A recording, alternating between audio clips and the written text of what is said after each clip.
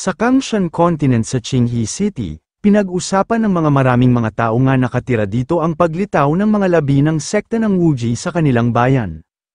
At narinig daw nila na ang mga nalalabing ito ay gustong gamitin ang dugo at laman ng mga buhay na nilalang upang isagawa ang kanilang sining ng demonyo. Ang maraming mga ordinaryong tao ay kanilang mga target sa pangangaso, sila daw ay mga walang awa. Ngunit huwag na daw silang magpanik dahil kamakailan lang marami din naman ang mga matutuwid na mga cultivators ang lumitaw dito sa kanilang lugar upang kanilang huliin ang mga masasamang demon cultivators. Ang mga demon cultivators daw na ito ay nararapat lang na maubos dito sa kanilang lugar, at ang isang lalaki naman na ating pangunahing bida ay pumasok sa kanyang tainga ang lahat ng pinag-usapan ng mga tao sa Qinghe City. Nasabi na lang niya sa kanyang sarili na hindi na daw siya pwede na magtagal sa lugar na ito. Kailangan na daw niyang umalis sa lalong madaling panahon, dahil hinahabol daw siya ng mga bastos na mga ito ilang taon na ang nakalipas. Ang pangalan pala ng ating pangunahing bida ay si Chu Zuan, isang inner disciple ng Wuji sect, pero tawagin na lang natin siya na Demon Chu. Sayang daw talaga ang kanyang pamumuhay dito, nang dumating daw siya dito sa Kangshan Continent wala daw siyang anumang background at mga koneksyon sa kanyang pamilya at ang kanyang cultivation talent ay katamtaman lang. At pagkatapos ng kanyang pagsusumikap at gumagawa ng mga kakaibang gawain ay sa wakas nakasali siya sa isa sa pinakamalaking sekta na ang Wuji sect.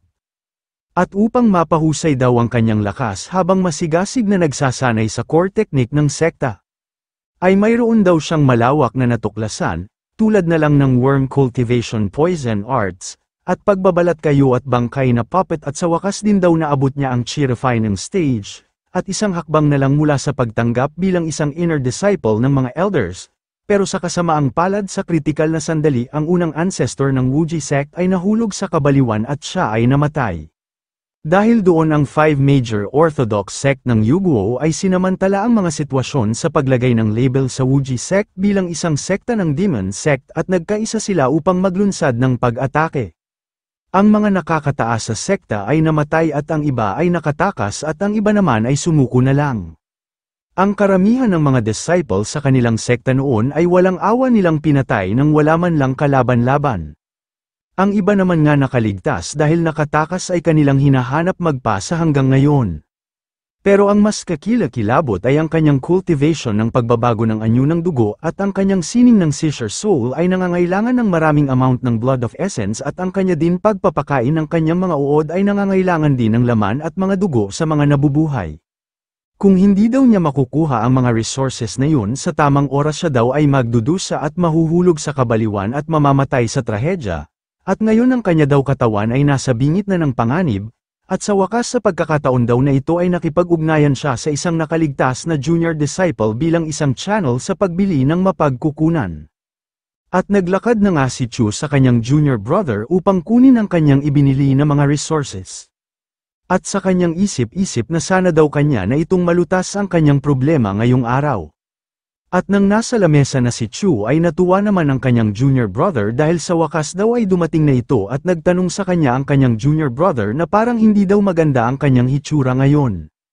Ayos lang daw ba ito? Sumagot naman sa kanya si Chu Zuan na kung dinala daw ba ngayon ang kanyang hinihiling sa kanya na isang item.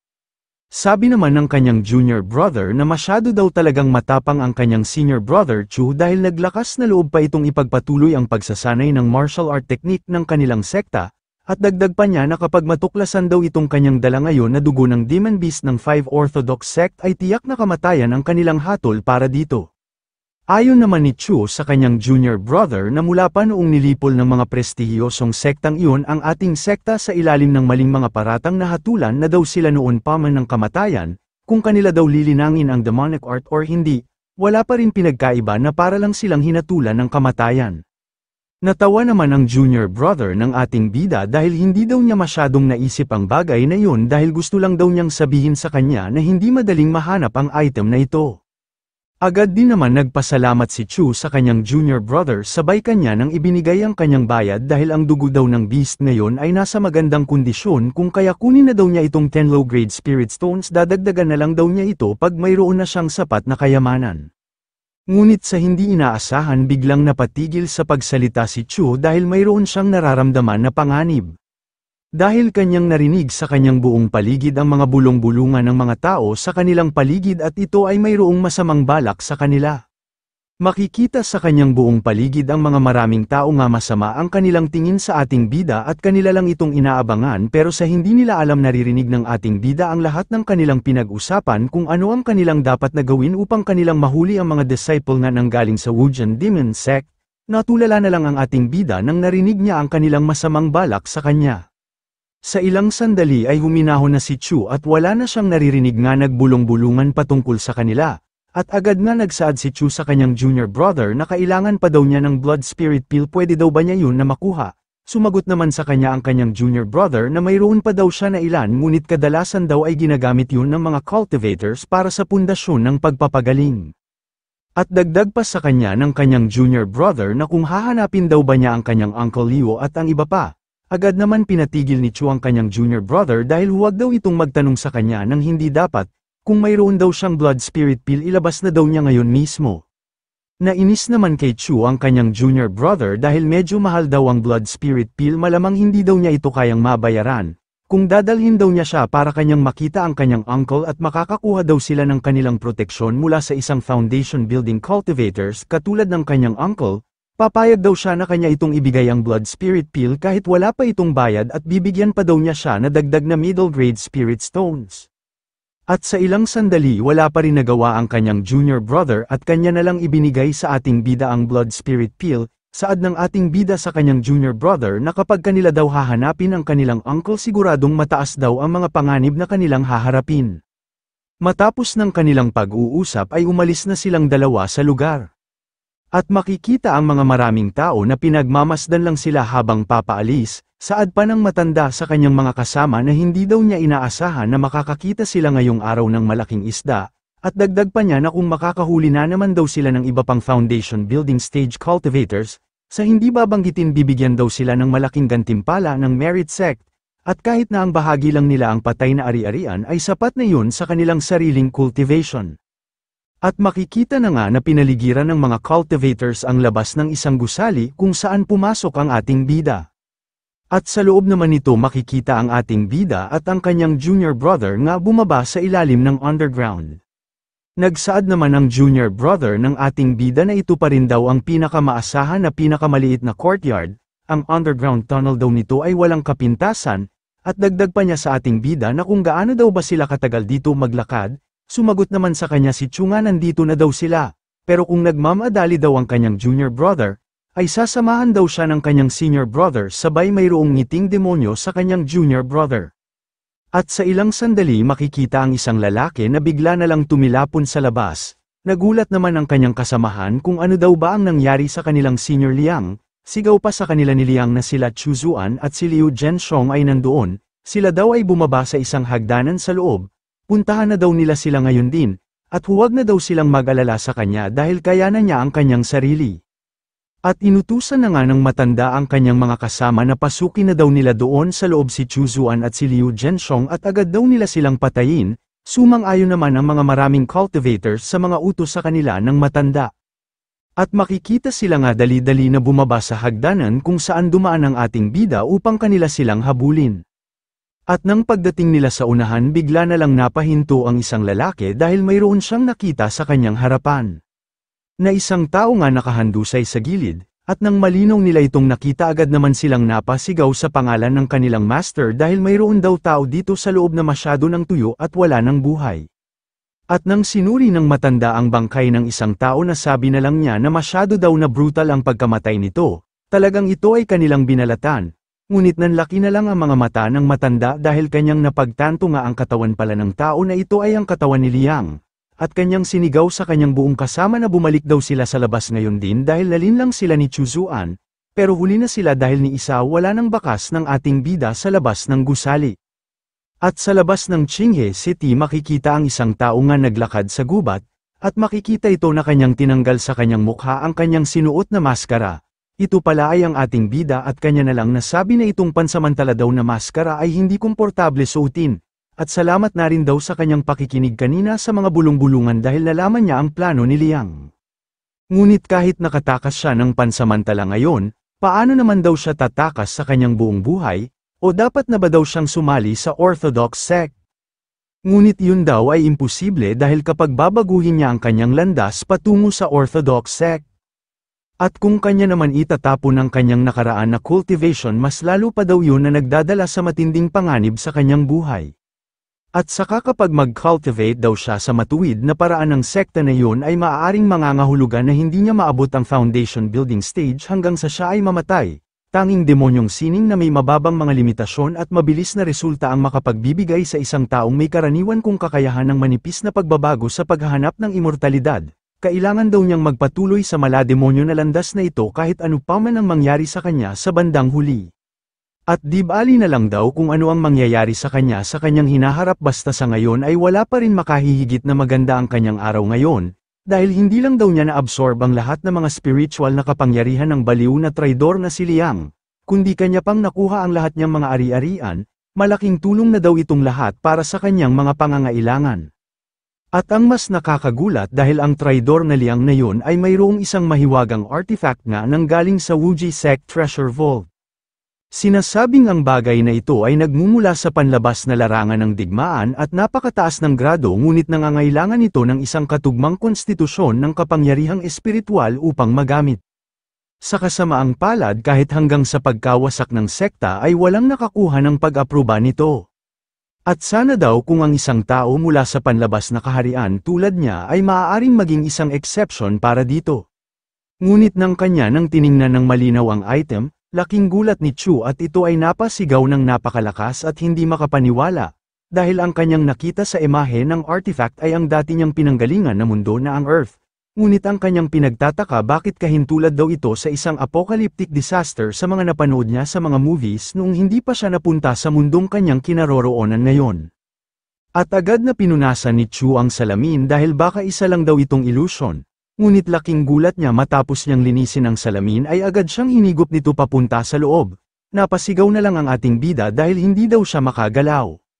Kahit anong pilit ni Chu na makawala sa paghigop sa kanya ay wala talaga siyang nagawa dahil ang kanyang buong katawan ay hinigop na ng artifact. At matapos siyang mahigop ay napahawak na lang si Chu sa kanyang ulo dahil ano daw ba itong mga nangyari sa salamin na yon. At nang pagtingin ni Chu sa kanyang paligid ay laking gulat niya sa kanyang nakita at kanya na lang nasabi na ito daw ba ang kanyang orihinal na mundo noon, pero bakit nagkaganito na daw ang mundo na ito ngayon? Ano daw ba ang nangyari dito? O baka ito ay nagkaroon ng digmaan or sinakop ng mga dayuhan? At tumingin-tingin na nga si Chu sa kanyang buong paligid dahil nagbabaka sakali siya na mayroong tao dito nga nakaligtas at kanya silang tanungin kung ano ba ang tunay nga nangyari dito sa lugar na ito. Sana hindi ito ang Earth na kanyang pinanggalingan noon.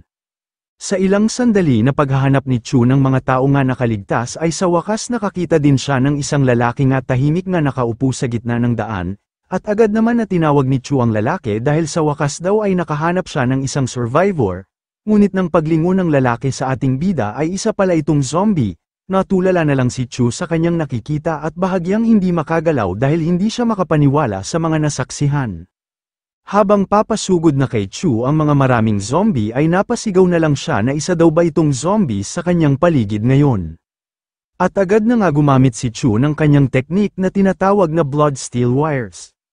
At sinabayan din niya ito ng kanyang insect blood wires upang kanyang pang-atake sa mga zombies. Dahil doon mabilis lang nahiwa ni Chu ang katawan ng isang zombie na sumalakay sa kanya. At kanya na lang nasabi na ano daw ba ito dahil ang mga katawan daw ng mga zombie na ito ay hindi lang nalalayo sa mga ordinaryong tao. Sa harap daw ng kanyang chi-refine ng stage cultivator worm ay madali lang itong patayin, at nalaman din ni Chu na itong kanyang insect blood ay gusto nitong lamunin ang dugo ng mga zombie, at dahil ang mga zombie na ito ay gumagalaw makukonsidera niya ito nga nabubuhay nga nila lang na pwede niyang pagkukunan ng mga dugo. Sana daw maging effective kapag kukunin niya ang mga dugo at laman ng zombie upang kanyang itong e-cultivate. At matapos kinuha ng insect blood wire ang mga dugo ng zombie ay manghang-mangha si Chu dahil ito daw ay matagumpay, at kanyang sinabihan ang kanyang insect blood wire na sigurado daw na mas bagay ang ganitong uri ng laman at dugo sa kanyang gana. Habang abala si Chu sa pag-iisip kung ano ang dapat na gawin sa kanya naman likod ay mayroong mga zombie ang papalapit sa kanya. Natuwa naman si Chu dahil sa wakas daw kusang lumapit sa kanya ang kanyang pagkukunan ng dugo at laman, Dahil simula daw ngayong araw siya daw ay magsasanay sa lahat niyang kaalaman at kanyang papakainin ang kanyang mga uod, dahil hindi na daw niya problema ang kanyang mapagkukunan ng mga dugo at laman. At sumugod na nga kay Chu ang mga zombie, at makikita din nga narinig ng mga maraming zombie ang ingay kung saan naroroon ang ating bida, nasabi na lang ng ating bida na itong lungsod daw na ito ay gagawin niya ng pagkukunan ng mga resources, at hindi lang doon maging ang buong planeta ay kanya ng mapagkukunan ng mga resources. At makikita ang ating bida na mayroong ngiting tagumpay dahil hawak na daw niya sa kanyang mga kamay ang mundo na ito. At ang lahat na madaanan ng ating bida na mga zombie ay kanyang pinapatay na mayroong halong ngiti at saya sa kanyang pakiramdam at bukod dito. Ang pagpatay sa zombie ay itinuturing na kumikilos sa ngalan ng langit kaya hindi nito mababawasan ang kanyang merit o pukawin ang makalangit na parusa mula sa makalangit na kalooban ng sangkatauhan. At kaya na din daw niyang magsanay ng mga demonic technique ng malaya at pagbutihin ang kanyang lakas, at kahit na ituloy ang panghuli sa kanila doon sa cultivation world hindi pa rin daw niya pangarapin yun kahit pa sa kanyang nakaraan na buhay.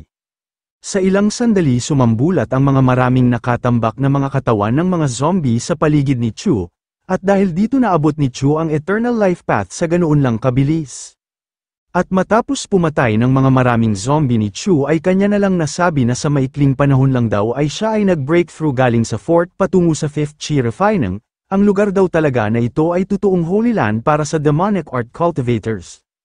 Gayunpaman ang personal na paghunting ng mga zombie upang makuha ang kanilang enerhiya ay masyadong mahirap, oras na para subukang mag-refine ng ilang mga yin corpses para gawin ang trabaho para sa kanya. Ngunit masyadong nadismaya ang ating bida dahil nakita niya sa katawan ng mga zombie ay masyadong mga mahihina para kanyang i-refine upang kanyang gawing alagad. Dahil ang pag-refine sa mga bangkay na katawan ay nangangailangan ng malalakas na mga katawan na puno ng matinding hinanakit bilang material, at doon lang magkakaroon ng magandang potensyal ang mga pinong yin corpses. Ngunit ang mga nilalang na ito sa kanyang harapan ngayon ay mga basura at walang kwenta na imposible na magtrabaho para sa kanya. Sa ngayon daw ang lugar na ito ay kanya munang gagawin na pansamantala na kanyang basement, sa ganito daw kalaki na mall ay dapat makakahanap daw siya ng bagong angkop na target para kanyang gawin na alagad. At sa kabilang banda naman mayroong isang lalaki na sumisigaw at humihingi ng tulong dahil napapalibutan siya ng mga maraming zombies. At sa unahan naman ng lalaki ay makikita ang isa pang lalaki nga nakatingin lang sa lalaki na humihingi ng tulong. Saad pa ng lalaki na humihingi ng tulong sa lalaki na may dilaw na buhok na di ba sinabi daw niya sa kanya kanina na kapag ginulo niya ang mga zombies tutulungan niya siya na iligtas sa mga zombie na ito pag natapos na siya na magkolekta ng mga mapagkukunan, nagmamakaawa na daw siya sa kanya dahil ang kanyang kapatid at ang kanyang ina ay kinakailangan ng kanyang tulong kung kaya hindi daw siya dapat mamatay sa lugar na ito. Ngunit sa hindi niya inaasahan tinawanan lang siya ng lalaki na mayroong dilaw na buhok. Sabi pa ng lalaki na dilaw ang buhok nga nakalimutan daw niya na sabihin sa kanya na ang kanyang ina ay namatay na noong isang araw, dahil ang kanilang Lingkuan gang ay hindi magsasayang ng pagkain para lamang sa tao na tumuntong na ang edad sa 60. Nagulat naman ang lalaki sa mga sinabi sa kanya ng may dilaw na buhok dahil hindi daw totoo ang kanyang mga sinabi, at nagsaad naman ang lalaki na mayroong dilaw na buhok na salamat na lang daw sa kanyang pagsakripisyo sa kanyang buhay para sa kanya. Matapos daw niyang mamatay kanya daw aalagaan ang kanyang kapatid na babae at kanya siyang gagawin na kanyang babae kung kaya iiwan na daw niya siya. At makikita na nga na mabilis na tumakbo ang lalaki na may dilaw na buhok upang makaalis sa lugar, samantalang ang isa naman ay ginawa ng pagkain ng mga maraming zombie at ito ay sumisigaw at humihingi ng tulong. Makikita naman sa mukha ng lalaki na may dilaw na buhok na tuwang-tuwa sa kanyang ginawa at kanya pang sinisigaw na ang rules daw sa ganitong mundo ngayon ay survival of the fittest, at napahinto naman ng lalaki na mayroong dilaw na buhok nang kanyang napansin ang ating bidang at tahimik lang nga nakamasid sa kanya.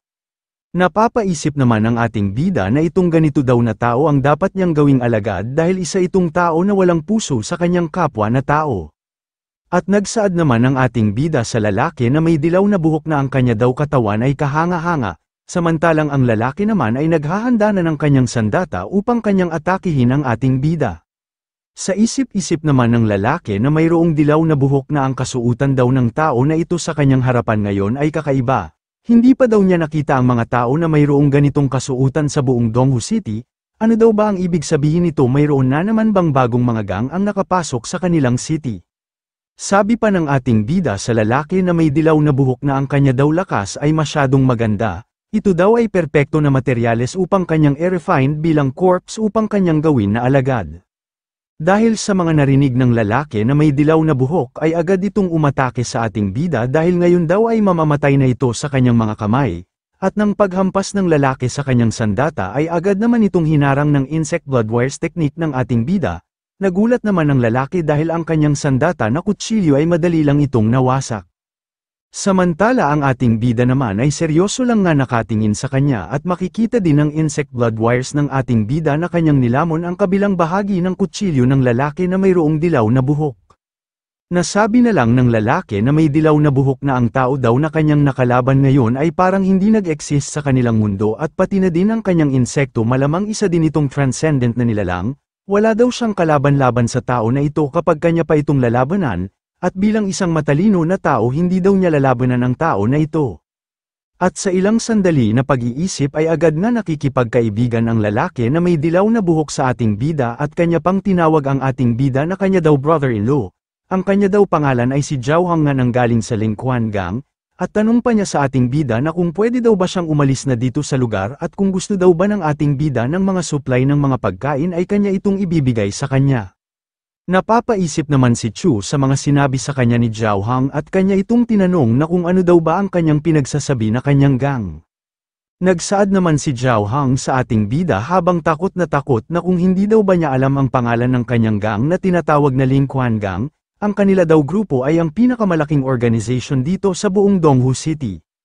At siya daw na kanyang brother Zhao Hang ay mayroon pang mga pinuno na 10 beses ang lakas kumpara sa kanya. Nakangiti naman ang ating bida ng kanyang nalaman na mayroon pa pala itong mga pinuno na 10 beses na mas malakas kumpara sa kanya.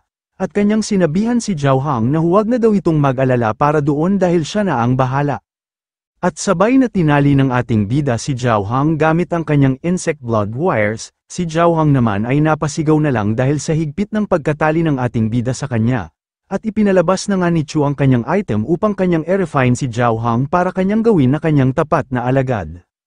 Si Zhao Hang naman ay sumisigaw na lang at nagmamakaawa sa ating bida na huwag daw niya itong gawin sa kanya. At saka ano daw itong malaking bagay nga nasa kanyang harapan ngayon. Sabi naman ni Chu sa kanya na kapag gagamitin daw niya itong kanyang teknik sa kanya ngayon, siya daw ay magiging kanyang tapat na sundalo. Nagsaad naman si Zhao Hang sa ating bida na sandali lang daw muna dahil kung gagawin niya siyang kanyang sundalo bakit sinusubukan daw niya siyang patayin sa pamamagitan ng paglunod sa kanya nitong bagay na ito. Ngiting sabi naman ni Chu kay Zhao Hang na siya naman daw ang nagsabi kanina na ang bagong mundo na ito ay isang mundo ng survival of the fittest. At dagdag pa ni Chu sa kanya na ang pagpatay daw niya sa kanya ngayon ay hindi mababawasan ang kanyang karma dahil isa din siyang masamang tao. At nilunod na nga ni Chu si Zhao Hang sa kanyang malaking item upang kanya na itong i-refine. Habang nire-refine si Zhao Hang ng ating bida ay kanya itong sinabihan na perpekto lang daw ito para sa pag-refine sa isang yin na bangkay. Dahil ang iba't ibang paraan ng pag-refine ng mga bangkay ay nagre-resulta sa yin na bangkay na may mga natatanging katangian depende sa kanilang ranggo at ang pamamaraan ng pag-cultivate na ginamit ang pamamaraan na kanyang pinagkadalubhasaan ay ang Vajra Corpse Refining Technique ng Corpse Puppet Sect. Ang mga bangkay na pinadalisay gamit ang pamamaraang ito ay hindi tinatabla ng mga talem at sibat, nagtataglay ng napakalakas na lakas, at kapag nakumpleto na, maaari nilang kalabanin ang mga cultivators sa yugto ng chi refining. At lumipas na nga ang 3 araw na pag-refine ni Chu kay Zhao Hang ay sa wakas kanya na itong natapos, at sa ilang sandali biglang sumigaw si Zhao Hang ng napakalakas at makikita din sa kanyang hitsura ang kanyang malaking pagbabago, dahil para na din itong isang zombie pero ang pagkakaiba ay isa na itong sundalo ng ating bida na pwede niyang pag-utusan. Natuwa naman si Chu sa resulta ng kanyang pag-refine dahil ang kanya daw unang pag-refine ng isang corpse refinement ay nagtagumpay. At agad na pinalabas ng ating bida ang kanyang isang item ito ay ang low-grade magical tool Corpse Nurturing Tower. Ito ay ginagamit para sa pag-iimbak, pag-aalaga, at pagtatasa ng mga bangkay ng yin.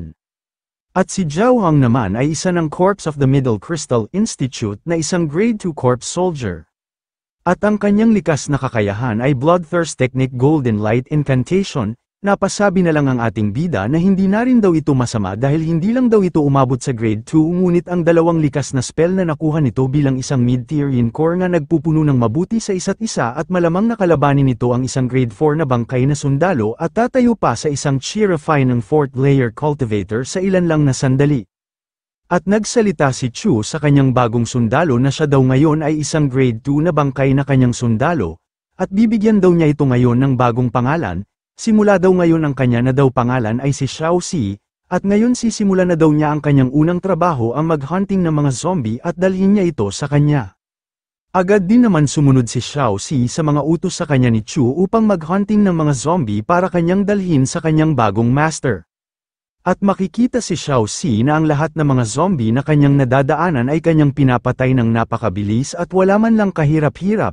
Tuwang-tuwa naman si Chu habang kanyang pinagmamasdan ang kanyang bangkay na sundalo na pinapatay ang mga zombie dahil itong kanya daw sundalo ay walang problema sa pagwalis sa mga zombie dito sa buong mall at sa ngayon daw ang kanya na lang gagawin ay maupo at maghihintay sa paparating na kanyang mga biyaya galing sa kanyang bangkay na sundalo. At makikita din dito ang isang zombie nga naglakad sa labas ng mall. At sa ilang sandali agad na lang hinawakan ni Xiao Si ang ulo nito na halos mawasak na ang ulo ng zombie. At maya-maya matapos mag-hunting ng mga zombie ay makikita ito na parabang nag-shopping sa buong mall ng mga zombie, at tuwang-tuwa pa si Xiao Si habang kanyang dinala ang kanyang mga pasalubong sa kanyang master, samantalang si Chu naman ay kumakain lang ng cup noodles habang naghihintay sa mga pasalubong sa kanya ng kanyang sundalo. Sabi pa ni Chu sa kanyang sundalo na sa wakas daw natapos na siya sa kanyang trabaho, malaking tulong daw ang kanyang nagawa ngayon upang mas lalo pang tumaas ang kanyang cultivation, at si Xiao Si naman ay tuwang-tuwa sa mga papuri sa kanya ng ating bida. At agad na hinawakan ng ating bida ang ulo ng kanyang sundalo na parabang isang aso dahil kapag makuha na daw niya ang mga dugo nitong kanyang mga zombie nga dinala sa kanya ngayon, ang iba daw dito ay kanyang ibibigay sa kanya bilang isang gantimpala. Napapaisip naman si Chu na hindi daw niya inaakala na ang isang katulad niya na halos hindi makaligtas sa Kangshan continent ay magiging isang makapangyarihan na figura na may buhay at kamatayan sa pamamagitan lang ng kanyang mga utos sa mundong ito at baka sa mundong ito ngayon ay kanyang matitikman ang lahat ng mga masasarap na mga bagay katulad na lang ng kanyang nakaraan na buhay. Ang lahat daw ng mga nangyayari sa kanya ngayon ay dahil sa tulong nitong Blood Mirror nga nagdala sa kanya sa isang malaking kapalaran at nakakalungkot lang na tumigil ang teleportation matapos siyang dalhin ito dito, kanya daw nawala ang pagiging epektibo nito. At kung babalik daw siya sa Kangshan continent ngayon ay hahabulin pa rin daw siya doon ng mga matutuwid na mga cultivators. At ngunit kapag patuloy daw siyang sumisipsip ng mga enerhiya habang nagtatago ay tiyak na kanyang mababawi ang kanyang lakas. At gayon pa man tila ang Blood Mirror na ito ay katulad din niya na kailangan na mag-ipon ng lakas, kanya na lang daw ipagpatuloy na i-cultivate ang kanyang demonic art sa planetang zombie na ito at sa tamang panahon ay babalik siya doon sa Kangshan continent. At makikita ang mga inipon ng ating bida na mga maraming zombie ay kanya itong ibinitay sa taas ng loob ng mall upang madali na lang niya itong makunan ng mga laman at dugo. At sa kabilang banda naman sa Donghu City sa pinakamataas na building na ang Haohai Hotel. Makikita dito ang isang lalaki nga nanginginig habang mayroong masamang balita sa kanilang leader. At makikita din dito ang kanilang boss na kanyang sinabihan ang kanyang mga tauhan na sa loob daw ng kalahating buwan bakit hindi pa daw nila mahanap si Zhao Hang. Pero ang hindi pala nila alam na ang kanilang hinahanap ay ginawa na ng sundalo ng ating bida.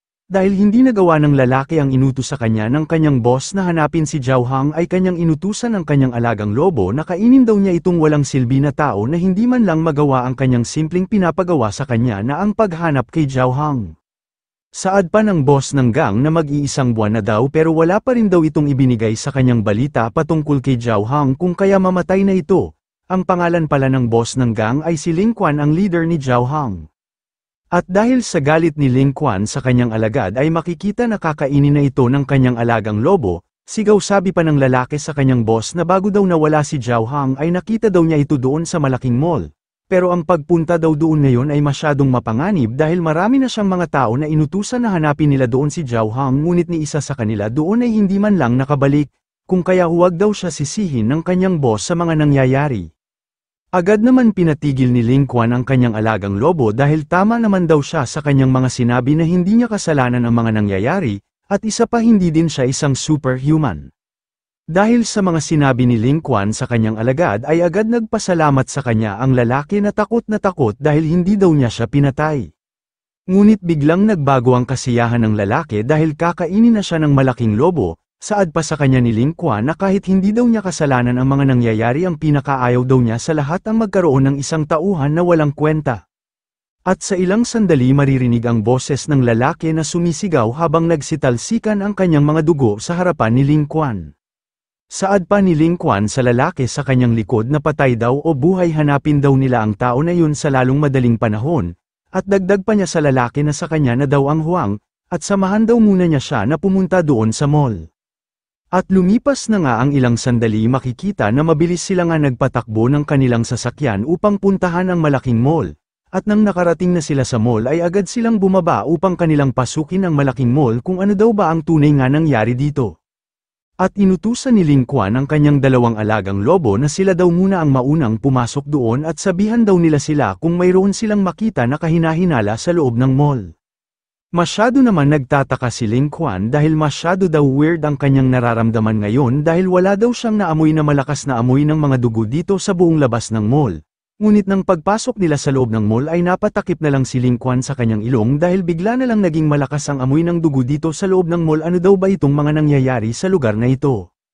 Ngunit nagulat si Ling Quan sa kanyang nakita dahil nakita niya ang maraming drum na puno ng mga dugo ng tao, at tumawol naman ng malakas ang lobo dahil mayroon daw itong nakita sa itaas, at nang pagtingin ni Ling Quan sa itaas ay napasigaw na lang siya ng malakas dahil nakita niya ang mga maraming zombie na nakabitay sa itaas ng mall.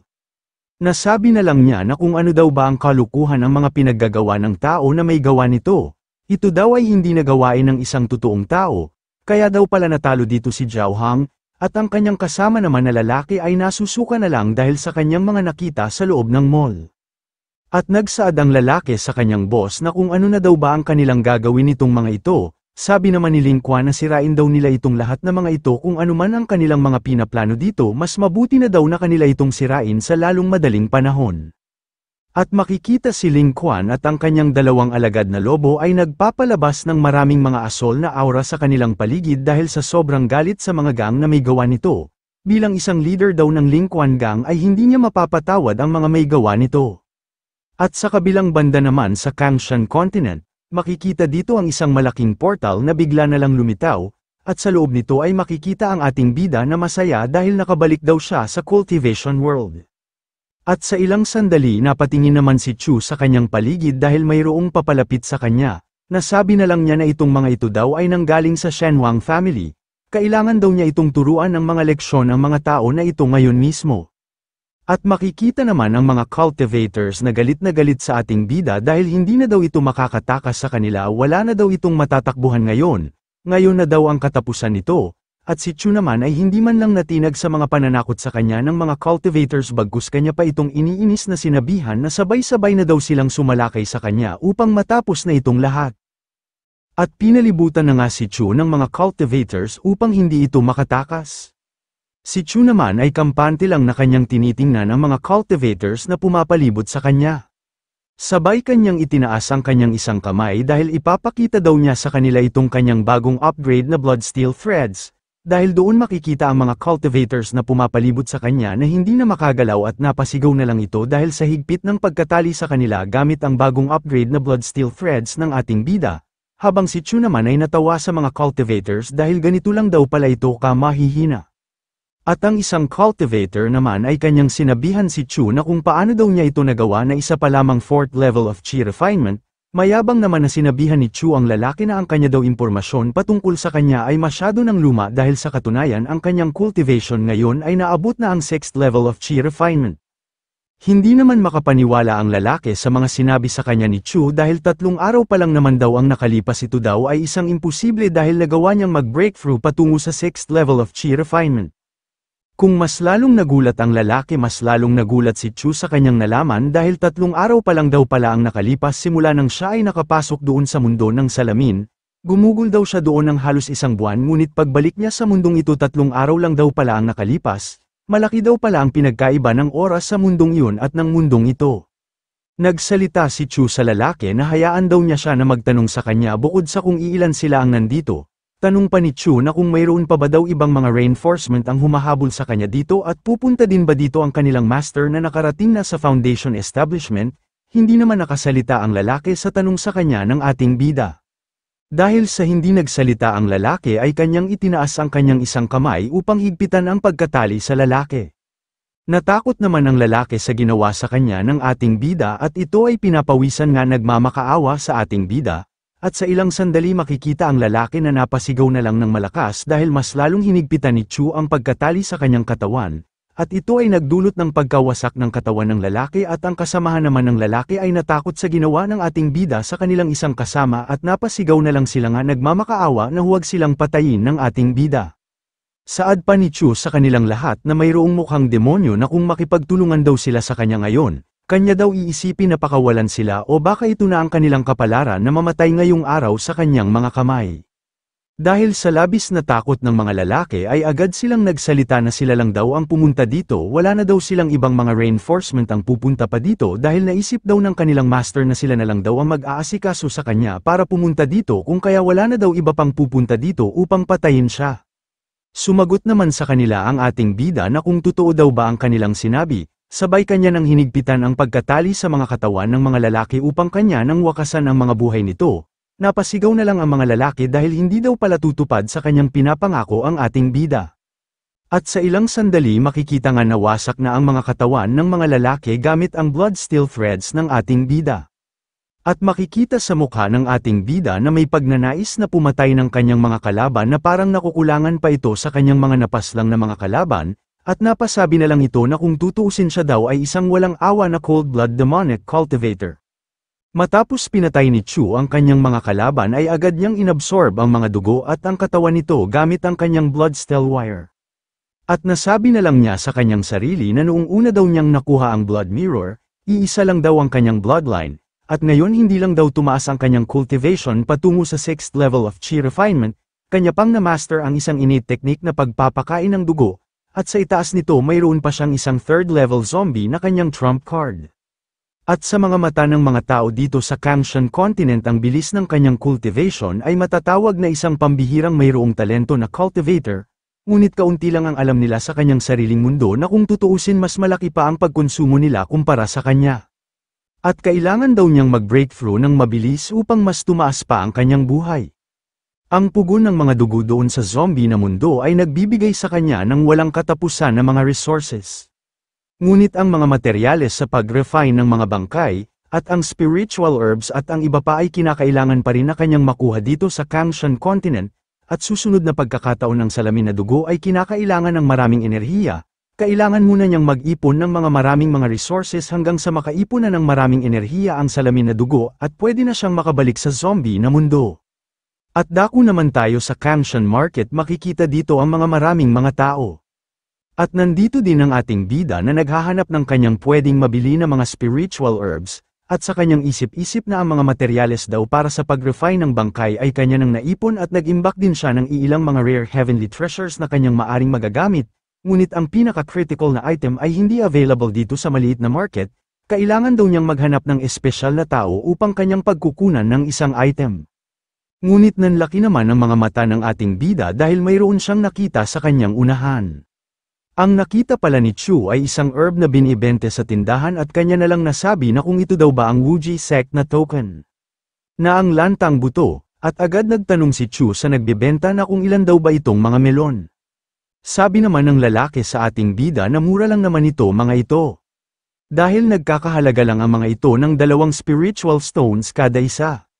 Nagsaad naman si Chu sa lalaki na kung ano daw ba itong balat ng melon na ito isang ginto o ang laman nito ay isang ginto para sa ganoon na halaga.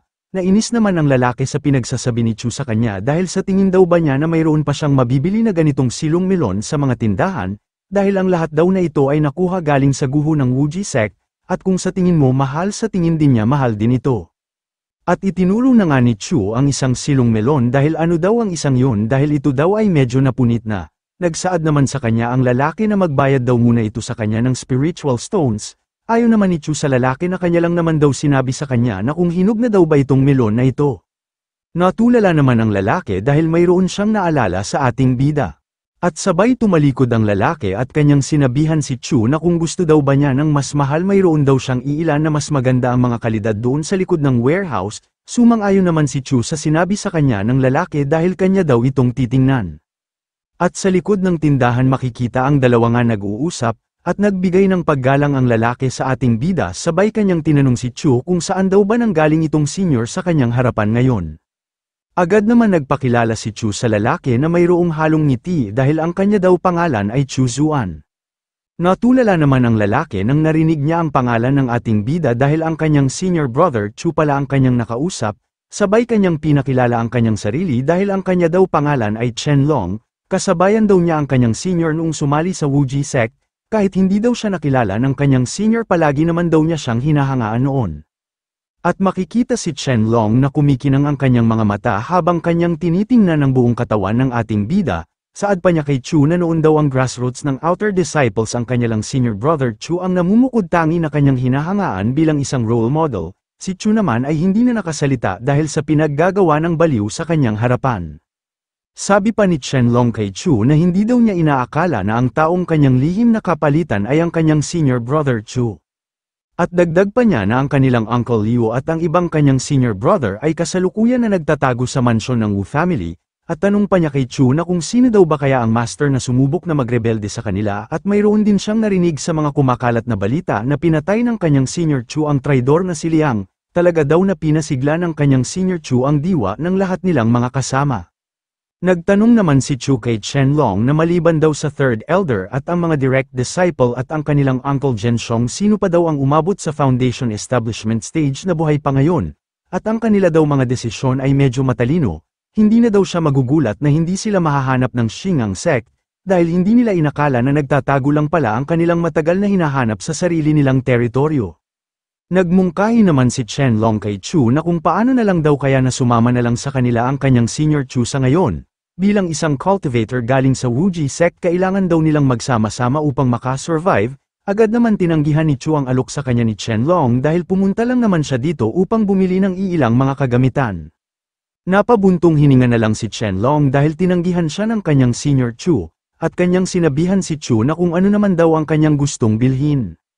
Ngiting demonyo naman na sinabihan ni Chu si Chen Long na ang kanya daw gustong bilhin ay isang blood transformation array.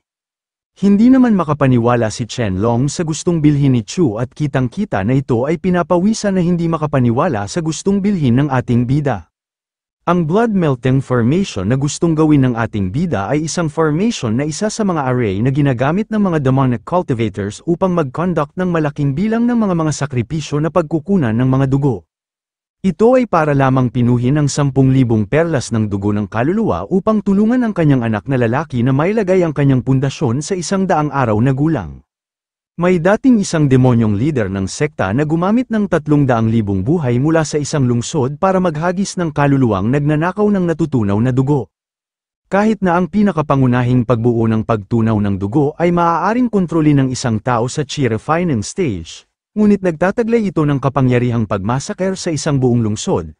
Gayunpaman, ang gayong karumal-dumal na gawa ay masyadong nag-aanyaya ng kapahamakan, at ang sekta ay agad na kinubkob at nawasak ng mga matuwid na landas. Ngunit kung makakakuha ng isang set ng blood melting formation at kanya itong ilagay doon sa zombie-infested planet, hindi nito mapipinsala ang langit at maaaring magdulot pa ng malaking merit sa kanya. Nagsalita naman si Chen Long kay Chu na ang 5 pangunahing sekta ng Orthodox na landas daw ay mahigpit na sinisiyasat ang pag-unlad ng sining ng demonyo. Natatakot daw siya na sa sandaling i-activate ng kanyang senior Chu ang formation, baka malaman ng 5 Orthodox at magpadala sila ng mga cultivators. Sumagot naman sa kanya si Chu na huwag na daw itong mag-alala sa kanya patungkol doon, sabihin na lang daw sa kanya ng kanyang junior brother na kung mayroon siyang mga ganoon na formation. Ayon naman ni Chen Long na mayroon daw siya ngunit kailangan daw niya munang sabihan ang iba pa nilang mga kasamahan. At lumipas ang ilang sandali makikita si Chu at si Chen Long na kanilang pinuntahan ang kanilang iba pang kasamahan sa lihim na kuta sa kabilang sa Wuji sect, at nagsalita kay Chu ang isang lalaki na nasa gitna na kung hinahanap daw ba niya ang blood melting formation, mayroon daw siyang mga set nito. Pero bakit naman daw niya ito ibebenta sa ating bida? Ang lalaki pala na ito ay si Shuming ang rank 11th na kabilang sa inner disciples ng Wuji sect, Samantalang si Chen Long naman sa kanyang likod ay hindi na lang nakasalita sa sinabi ni Xu Ming sa ating bida. At makikita si Chu at si Xu Ming na nagkakatitigan sa isa't isa na para bang gusto ng magpatayan. Sa isip-isip naman ni Chu na hindi na daw nakapagtataka na hindi nakapagsalita ang kanyang brother Chen dahil si Xu Ming pala ang nagbebenta. Dahil ang tao daw na ito at siya ay mayroong hindi magandang pagkakaunawaan noon patungkol sa mga resources, ngunit sa ngayon iba na daw ang kanilang sitwasyon. At mayroong ipinalabas na isang bagay si Chu sa kanyang storage bag, sabi pa niya sa kanila na naniniwala daw siya na kinakailangan nila itong mga bagay na nasa kanya ngayon. Nagulat naman si Chen-Long at si Xu Ming sa ipinakita sa kanila ng ating bida dahil masyado daw maraming mga blood pearls ang nasa pagmamay-ari ng ating bida. At nagsalita si Chen-Long na masyado daw maraming mga blood pearls, gaano daw ba kadaming mga nabubuhay ang isinakripisyo para sa pag-refine nitong mga ito. Habang si Xu Ming naman ay hindi pa rin maalis ang kanyang tingin sa mga blood pearls na ipinakita sa kanila ng ating bida at kanya na lang nasabi na masyado daw itong maraming mga blood pearls at kung gaano daw ba karaming mga kaluluwa ang dapat na isinakripisyo upang pinuhin ang mga ito, sa tingin daw niya nitong nilalaman ng bag na mga blood pearls ay aabot ito sa libong mga kaluluwa ang nakonsume nito. Nagsalita naman ang isang lalaki na ang ganitong ani daw kahit nasa ilalim ng susunod na Shengang sect ay hindi ka panipaniwala. Mukhang nalagpasan na daw ng kanyang junior brother Chu ang kanilang lakas. Ang lalaki pala na ito ay si Wei Hua, ang rank 12 na inner disciple ng Wuji sect, habang si Chen-Long naman ay kumikinang ang kanyang mga mata sa kanyang mga nakikita. At agad naman sinabihan ni Xu Ming ang ating bida na bigyan daw niya siya ng 200 na mga blood pearls at kanya daw ibebenta sa kanya ang blood melt information, at sa kanyang isip-isip na walang hiya daw itong si Chu Ziwan dahil palagi na lang niya siyang nilalamangan. Ngiting sabi naman ni Chu kay Xu Ming na medyo greedy daw ito, nainis naman si Wei Hua sa hinihingi ni Xu Ming sa ating bida dahil ang basic formation naman daw na kanyang ebebenta ay nagkakahalaga lang ng 80 na blood pearl sa pamilihan, at dagdag pa ni Wei Hua na magkatulad daw sila na kabilang sa isang sect ang kanya daw minungkahi ay hindi makatwiran. Ayon naman ni Xu Ming na kahit isa pa daw silang magkapatid sa dugo ay kailangan pa rin nila itong ayusin ng malinaw at bilang natitirang miyembro ng Wuji sect, ay siya na lang ang mayroong blood melting formation sa kanilang lahat. Naging seryoso naman ang tingin ng ating bida kay Xu Ming at kanya itong sinabihan na kung hindi daw ba ito nakakaintindi. At ipinaliwanag ni Chu kay Xu Ming na ang blood formation daw na nasa kanyang kamay ngayon ay wala pa rin kwenta sa kanya kung kanya daw itong gagamitin ay mababawasan ang halaga nito. Dahil sa katunayan ang blood pearls ang tunay niya na kinakailangan sa ngayon, kung wala ito siya daw ay magduruse sa isang kabaliwan, at sabihin daw niya sa kanya ngayon kung sino ba ang tunay na nangangailangan sa kanilang dalawa ngayon, hindi naman nakasalita si Xu Ming sa mga sinabi sa kanya ni Chu at ito ay pinapawisan. At wala na itong nagawa dahil pumapayag na daw siya na bigyan niya siya ng 80 na blood pearls, at kanyang ibebenta sa kanya ang kanyang pagmamay-ari na blood melting formation. Nagsalita naman sa kanya si Chu na 60 daw na mga blood pearls kanya daw bibilhin ng blood melting formation sa kanya. Nainis naman si Xu Ming sa ating bida at kanya itong sinigawan dahil bakit pa daw niya mas lalong binabaan ang presyo ng kanyang blood melting formation, sabi naman sa kanya ni Chu na kung ayaw daw niya ibenta sa kanya ang blood melting formation ay aalis na siya.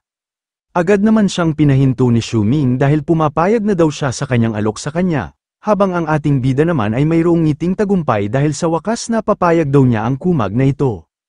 At agad itong lumingon kay Xu Ming habang nakangiti na ang kasalukuyan daw na presyo ng blood melting formation ay nagkakahalaga na lang ng 60 na mga blood pearls, mas lalo namang nainis si Xu Ming sa ating bida at nag-aapoy na ito sa galit at gusto na niyang patayin ang ating bida pero wala naman siyang magawa dahil kinakailangan daw talaga niya ang blood pearl sa kanyang sitwasyon ngayon.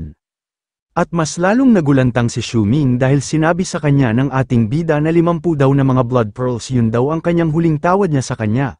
At wala nang nagawa si Xu Ming kung hindi pumayag na lang sa panlalamang sa kanya ng ating bida.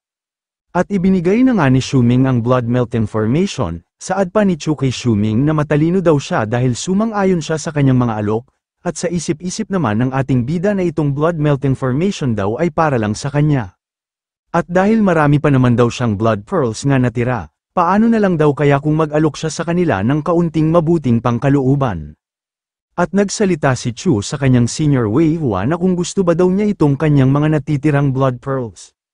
Pwede daw niya itong kunin sa kanya ng halagang iilang mga spirit stones. Natuwa naman si Wei Hua sa alok ni Chu sa kanya at nagpapasalamat ito sa ating bida, dahil sila daw ay kasalukuyan na nangangailangan ng mga blood pearls. Ang bagay daw na ito ay nagkakahalaga ng 1 gold sa pamilihan, at tanong pa niya kay Chu na kung pwede daw ba niya itong kunin sa kanya ng 30 na spirit stones. Sumang-ayon naman si Chu sa alok sa kanya ni Wei Hua at agad silang nag-shake hands, at sa isip-isip ng ating bida na sa pamamagitan daw ng mga mapagkukunan na ito kapag bumalik daw siya doon sa zombie planet, tataas daw ang kanyang cultivation sa pinakamabilis na paraan. At habang papaalis na si Chu sa lugar, nagtanong naman si Wei Hua sa ating bida na kung hindi daw ba pwede na manatili na lang muna dito ang kanyang junior brother Chu at sumali sa kanila. At dagdag pa niya na naging mabuti daw siya sa kanila at nagpapalakas sa kanila ang pagkakaroon daw ng tulad ng ating bida sa kanilang grupo ay mas mahusay kaysa sa sinumang mga kandidato. Agad naman tinanggihan ng ating bida ang alok sa kanya ni Wei Hua dahil hindi na daw niya kailangan na manatili pa dito, pero sa kanyang sarili na ang kapalaran daw at ang kasawian ay magkaugnay at ang lakas daw ni Liu Shihiz ay napakalaki at napakalawak na nakakakuha lamang ng higit na atensyon mula sa matuwid na sekta. Ang Foundation Establishment Cultivators ay magpapadala upang huntingin sila katulad na lang ng kanyang mga nakaharap noong nakaraan. Habang nag-uusap pa silang tatlo, napatingin naman sila sa kanilang unahan dahil mayroong mga tao na pinapahinto sila sa kanilang kinaroroonan. Ito pala ay ang mga kawal. Sabi pa nito na sila daw ay kumilos ng paglabag sa mga utos ng kanilang Shengang sect leader, at dagdag pa ng kawal na ang Wu family daw ay maaring nagtatago ng mga nakaligtas galing sa Wuji sect. Kinakailangan daw nila itong imbestigahan. Pinapawisan naman si Wei Hua dahil ang mga tao daw na ito ay mayroong antas na 7th level of Qi refining. Nagsalita naman si Chenlong kay Wei Hua na kahit magtulong-tulong daw silang apat dito, hindi pa rin daw nila kaya ang isa lang sa kanila, at si Chu naman ay tahimik lang na kanyang tinitingnan ang mga kawal sa kanilang harapan. Sa kanya naman isip-isip na masyado daw siyang nag-alala para dito kanina pero hindi niya inaakala na lilito sila dito ngayon. Makakatakas daw siya dito ng walang kahirap-hirap, ngunit paano na lang daw itong kanyang mga kapwa na mga disciple na kanyang nakita dito ngayon. Ngunit nabigla naman si Chu at si Wei Hua dahil ang hangal na si Xu Ming ay kanyang itinuro ang ating bida sabay kanyang siniwalat ang totoong pangalan ng ating bida. At agad itong tumakbo ng mabilis upang iwanan ang kanyang mga kasamahan. Nainis naman si Wei Hua sa ginawa sa kanila ni Xu Ming dahil pahamak daw ang tao na yun. Napasabi na lang si Chu sa kanyang sarili na hindi pa rin daw siya magiging malupit kahit na sinubukan pa siyang lamangan ni Xu Ming, at agad niyang tinawag ang pansin ng mga kawal sa kanilang harapan. Sabay pinakilala ng ating bida ang kanyang totoong pagkatao sa mga kawal, at kanyang sinabihan ang kanyang senior at junior brother na tumakas na daw sila dito at siya naman ay kanyang harangan ang mga ito upang makatakas sila dito. At wala na nga nagawa ang dalawa kung hindi tumakas na lang sa kalaban at tugon pa ni Wei Hua kay Chu na ang kanya daw mga katwiran ay hindi niya malilimutan. Sumagot naman sa kanya si Chu na huwag daw siyang mag-alinlangan na iwanan siya dahil maaring darating na dito ang pangunahing puwersa ng kanilang kalaban, magmadali na lang ito upang kanilang puntahan ang kanilang uncle at kanila itong sabihan na lumipat na sila ng ibang lugar. At nagulat naman ang isang kawal dahil pinigilan siya ng isa niyang kasama na huwag na daw itong mag-abala sa paghabol sa dalawa dahil itong kaharap nila ngayon ay parehong tao na si Chu Zuan na nagawang makatakas sa kamay ng kanilang Uncle Sun Shi noong nakaraan. Ang ulo daw ng tao na ito ay mas mahalaga pa kumpara sa dalawang yun. Habang pinalibutan na si Chu ng tatlong mga kawal, kampante naman si Chu na hindi siya mapapatay nitong mga ito. At natawa sa kanya ang isang kawal dahil hindi daw niya inaasahan na ang isang demonic cultivators ay sinakripisyo ang sarili para lamang sa iba. Sumagot naman si Chu sa kanya na inuuna daw nilang mga demonic cultivator ang kanilang mga profit na makukuha at hindi din sila madaling patayin at marahil ang pagpapanatili sa kanila na buhay ay magdudulot sa kanya ng mas malaking benepisyo sa hinaharap at bakit hindi naman daw niya sila sasamantalahin habang buhay pa sila. Tugon naman ng isang kawal sa ating bida habang kanya nang pinalabas ang kanyang sandata, na sa mabagal daw na cultivation level ng ating bida ano naman daw ang kanyang mararating sa hinaharap, at isa pa ngayong araw na siya mamamatay. Hindi naman natakot si Chu sa mga banta sa kanya ng kawal at kanya lang itong hinamon habang kanya nang pinalabas ang kanyang blood steel wires. At agad na nga inatake ni Chu ang kawal gamit ang kanyang blood steel wires, madali lang naman ito na depensahan ng kawal gamit ang kanyang espada. Ngunit ang hindi niya inaasahan nasa plano pala yun ng ating bida upang hindi na niya mag-alaw ang kanyang espada dahil inikutan na ito ng blood steel wires ng ating bida, at napamura na lang ito dahil binabalak pa daw siyang linlangin ng ating bida gamit ng pamamaraan na ito. Sa tingin daw ba niya matatalo niya siya sa ganito lang na pamamaraan? At agad na nga niya inutusan ang kanyang dalawang kasama upang salakayin na ang ating bida habang abala pa ito sa pagpigil sa kanya. Hindi naman nabahala ang ating bida bagkus kanya lang ipinalabas ang kanyang low-grade magical tool na ang Corpse Nurturing Tower, upang kanyang tawagin si Xiao Si. At biglang napasigaw ang dalawang kawal dahil mayroong malaking kamay ang nakahawak na sa kanilang mga ulo at ang matindi pa masyado daw itong malakas. Makikita ang isang kawal na masyadong pinapawisan at hindi na siya makagalaw dahil sa higpit ng paghawak sa kanya ni Xiao Si, at kanya na lang nasabi habang kanyang tinitingnan si Xiao Si na hindi daw ito maari paano daw nagkaroon ng ganitong alagad ang ating bida, dahil isa lang naman siyang tao na inabandona ng kanyang mga kasama. At winasak na nga ni Xiao Si ang mga katawan ng dalawang kawal at ito ay napasigaw dahil sa sobrang galit sa mga nakalaban ng kanyang master. Matapos napatay ang dalawang kawal mayabang naman na sinabihan ni Chu ang isang natirang kawal na sa ngayon daw tapos na ang kanyang dalawang kasama siya na naman daw ang kanyang isusunod sa kanila, hindi naman nakasalita ang isang kawal dahil natakot na sa ating bida. At dagdag pa ni Chu sa isang natirang kawal na may halong ngiting demonyo na sana daw hindi siya ma-disappoint sa nilalaman ng kanyang storage bag. At sa kabilang banda sa Wu family sa hiwalay na tirahan makikita sila Chen Long at si Wei Hua at maging ang walang hiya na si Xu Ming na nakarating na sa kanilang uncle. At nagulat ang kanilang uncle sa kanilang binigay na balita sa kanya. At kanya silang sinabihan na kung totoo daw ba na kanilang iniwan si Chu Zuan habang nilabanan ang mga kalaban, at dagdag pa niya na kahit sila daw ay isang demonic cultivator galing sa isang sect na nawasak na ngayon, sila pa rin daw ay magkasama. At isa pa si Chu Zuan daw ay ang dati nilang top inner disciple malaki pa rin daw ang kanyang tulong para sa kanila. Ang lalaki pala na ito ay ang elder ng Wuji sect na si Liu Zhenshong. Nagsalita naman ang walang hiya na si Xu Ming na ang disciple daw na yun ang dahilan kung bakit nagkaganito ang kanilang sitwasyon ngayon.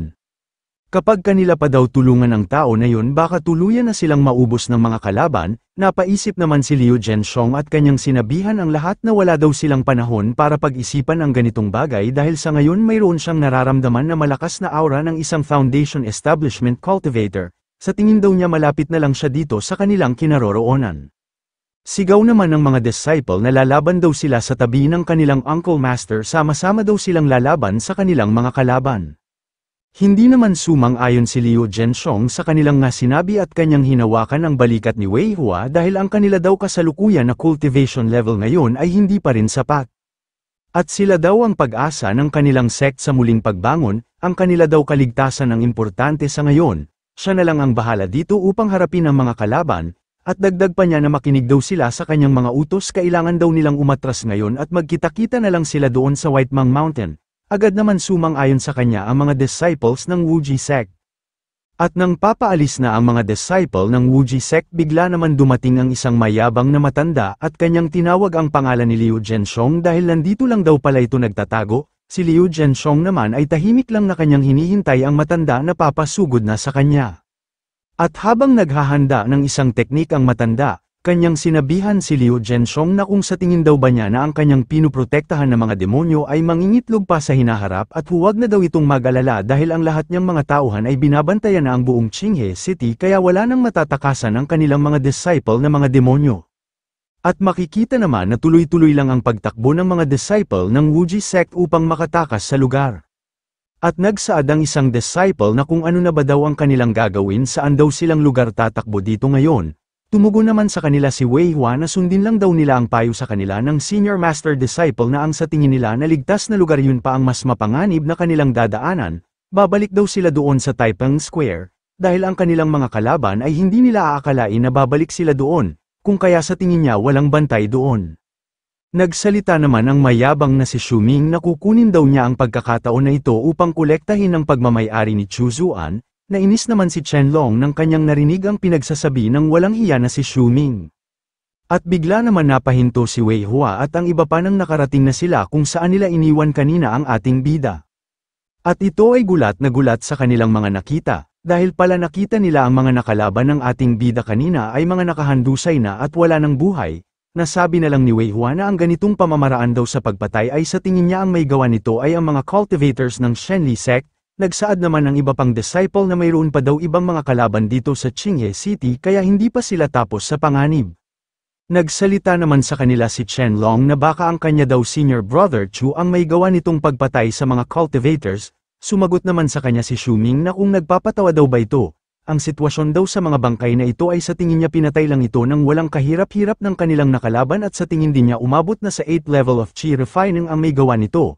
Paano daw niya nasabi na si Chu Zuan ang may gawa nito? Nagsaad naman sa kanilang lahat si Wei Hua na huwag na daw nilang alalahanin ang ganitong usapin. Tutal ngayon nalaman nila na ang mga kalaban na nakabantay dito ay namatay at hindi umalis sa lugar.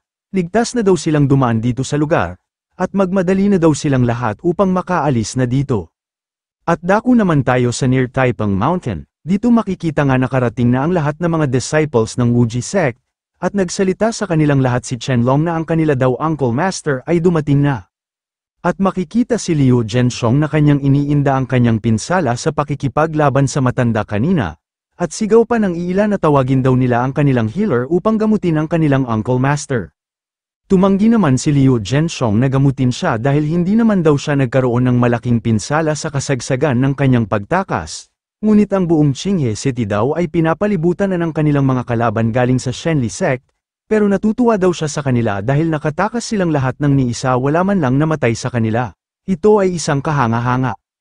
Sabi naman ni Wei Hua sa kanyang master habang nagbibigay ng paggalang na nagpapasalamat daw sila sa proteksyon ng isang sekte dahil matagumpay sila nga nakatakas. Ang tatlong Shenli sect disciple ay totoong nakabantay sa lugar at kanilang pinatay ang iilang mga kalaban.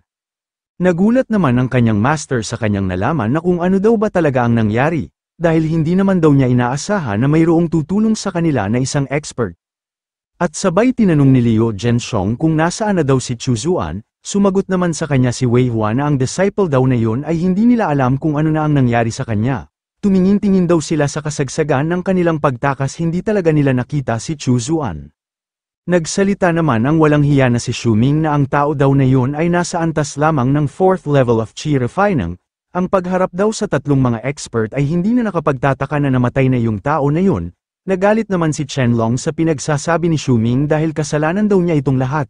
Kahit na ang kanyang senior brother ay namatay na, kampante pa itong magsalita ng masama patungkol sa kanya. Sabi naman sa kanilang lahat ni Liu Zhenxiong na kanya daw naalala si Chu Zuan na yun daw pala ang rank 10th sa inner sect disciple ng 4 na taon, kahit na ang kanyang kakayahan ay isa lamang ordinaryo, ngunit siya ay napakatalino, sana mali lang ang kanilang pag-aakala na namatay na siya.